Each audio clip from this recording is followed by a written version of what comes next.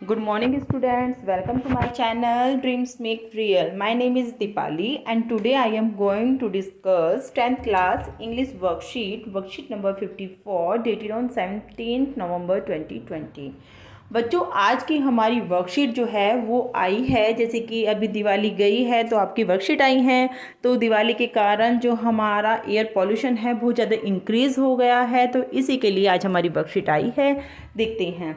Task दिया हुआ है इस वर्कशीट में, during the months of October and November Delhi air quality becomes a matter of concern.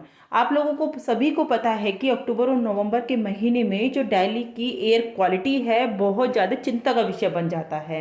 Every day we read here news about the air quality getting worse. रोज़ हम ये पढ़ते हैं, न्यूज़ देखते हैं, टीवी में अगर हम खोलें तो हम न्यूज़ को हमें देखने के लिए मिलता है कि एयर क्वालिटी गेटिंग वर्स, कि बहुत ही एयर क्वालिटी जो है वो गिरती जा रही है, लोगों का सांस लेना दुर्भर होता जाता है। Study the pie chart below depicting the contributors to air pollution. तो नीचे एक पाई चार्ट दिया गया है जिसमें बताया गया है कि कौन कौन से जो फैक्ट हैं, कौन कौन से सोर्स हैं जो हमारे दिल्ली में कंट्रीब्यूटर्स हैं एयर पॉल्यूशन के, मतलब श्रेय देते हैं एयर पॉल्यूशन को। Analysing the given data, write a paragraph in 150 to 200 words on Delhi gasp for breath. तो हमें एक पैराग्राफ लिखना है 150 to 200 वर्ड्स में। जो डाटा दिया गया है उस डाटा को एनालाइज करते हुए हमें एक पैराग्राफ लिखना है। तो सबसे पहले हम सोर्स देख लेते हैं, दिल्ली में कौन कौन से सोर्स हैं जो हमारे एयर पोल्यूशन को इंक्रीज करते हैं। देखिए, कंट्रीब्यूटर्स टू एयर पोल्यूशन। तो सबसे पहले 33% में आता है हमारा वेहिकुलर एमिशन, यानी कि व्हीकल से जो हमारा पोल्यूशन होता है उससे एयर जो है, हमारी वायु जो है बहुत ज़्यादा दूषित होती है। दूसरे नंबर पर 29% जो हमारा एयर पोल्यूशन बढ़ता है वो है क्रॉप रेसिड्यू बर्निंग। बच्चों, जो हमारे आसपास की जो नेबरिंग एरिया है, नेबरिंग लैंड है, वहाँ पर जब क्रॉप फसलों को जलाया जाता है, जैसे कि अभी सुनने में आ रहा है कि हरियाणा में जो पराली जलाई जाती है उससे बहुत ज़्यादा दिल्ली पॉल्यूटेड होती है, तो वो 29% है।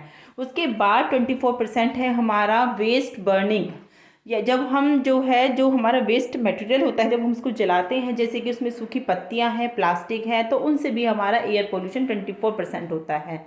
उसके बाद 9% हमारा पोल्यूशन होता है पोल्यूशन फ्रॉम द फैक्ट्रीज। जो फैक्ट्रियों की चिमनियों से जो धुआं निकलता है उससे भी हमारा 9% पोल्यूशन होता है।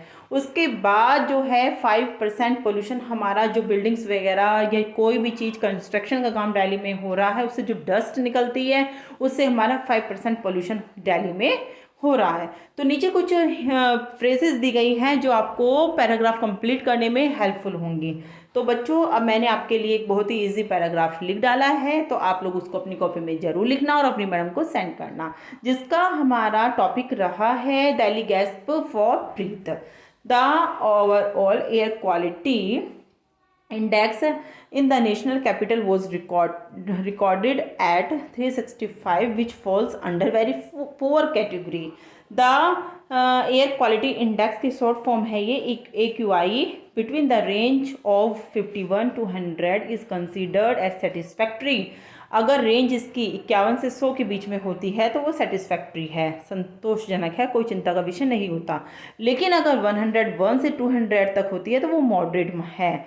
उसके बाद जो है 201 से लेकर 300 तक जो कैटेगरी है वो पुअर में आ जाती है, और उसके बाद 300 से 400 के बीच में बहुत ही ज़्यादा पुअर कैटेगरी में गिना जाता है, और 400 से 500 अगर हो जाता है वायु प्रदूषण तो वो हैजार्डस, मतलब खतरनाक कैटेगरी मानी जाती है। तो रेसिडेंट्स ऑफ दिल्ली, जो दिल्ली के रहने वाले लोग हैं, हैव बीन बैडली अफेक्टेड होते हैं by the poor air quality से। वो तो सभी को पता है कि जो दिल्ली में रहने वाले लोग हैं, अगर हमारी एयर क्वालिटी जो है बहुत ज़्यादा हैजार्डस हो जाती है तो हम लोग इफेक्टेड तो होते ही हैं, हमें मास्क लगाकर बाहर जाना होता है और ब्रीथिंग प्रॉब्लम भी बहुत ज़्यादा हो जाती हैं। People should remain indoors and increase uptake of antioxidants which are found in abundance in fruits। whenever has to go out the uses of N95 mask is mandatory. तो यही बताया गया है कि लोगों को ज़्यादा से ज़्यादा अंदर रहना चाहिए और जब लोग बाहर जाते हैं तो उन्हें N95 मास्क जो है वो मैंडेटरी ज़रूरी होना चाहिए, because it is the only mask that protects from the PM pollution. यही वो मास्क की क्वालिटी है N95 जो हमें पॉल्यूशन से बचा सकती है। People should improve the environment at the homes by having some plants like money plant, snake plant etcetera. और लोगों को जो है एनवायरनमेंट को इम्प्रूव करने के लिए कुछ प्लांट्स जैसे कि मनी प्लांट, स्नेक प्लांट्स वगैरह इंडोर लगाने चाहिए। If it is affordable then air purifier should be used in the homes, the doctor added. Doctor ने इस तरह की जो है एडवाइस दी है बच्चों। आगे मैंने लिख दिया है during the winter season each year most of northern India suffers from a spike in toxicity in the air due to the change in weather। क्योंकि वेदर चेंज होता है इसलिए विंटर सीजन में हर साल जो है नॉर्थन इंडिया को बहुत ज़्यादा सफ़र करना पड़ता है, क्योंकि क्रॉप जो है जो हमारे नेबरिंग स्टेट्स हैं हरियाणा, पंजाब, उत्तर प्रदेश वगैरह में जलाई जाती है, जिसके कारण इंडिया को बहुत ज़्यादा सफ़र करना पड़ता है। तो वी कैन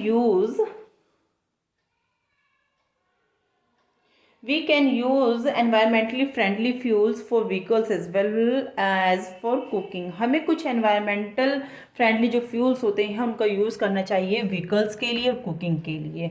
तो बच्चों आपके माइंड में अगर कोई और थॉट है, कोई और आप प्रोटेक्शन देना चाहते हैं एयर पोल्यूशन की रिगार्डिंग, तो आप वो भी लिख सकते हैं। मैंने तो कुछ जो मेरे माइंड में आए थे वो लिख दिए हैं।